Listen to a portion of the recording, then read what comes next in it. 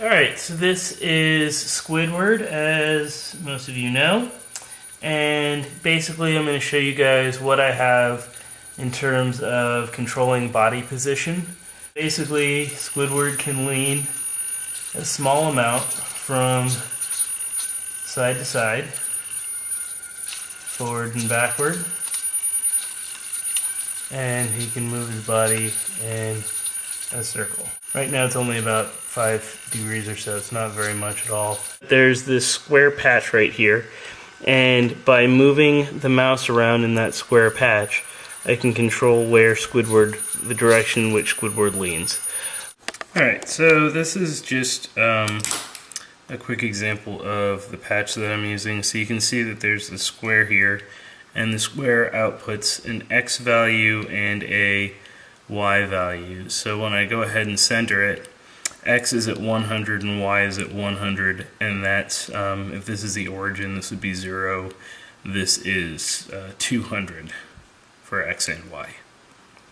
So what I did was, first thing I did was subtract 100 from each value so that they're both reading 0, which moves the origin from this point to the center of this square. And then I now have a range of negative 100 to 100 for X and Y. Then I multiply each of these by negative 1, which gives me the reciprocal. So now the origin would be positive 100, positive 100, and the other edge would be negative 100, negative 100. And then by subtracting these from each other, I can get different values.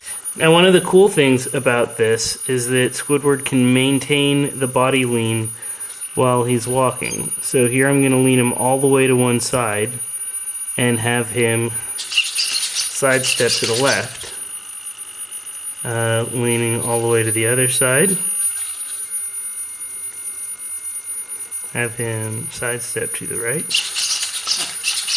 and I can change the lean of his body as he's walking.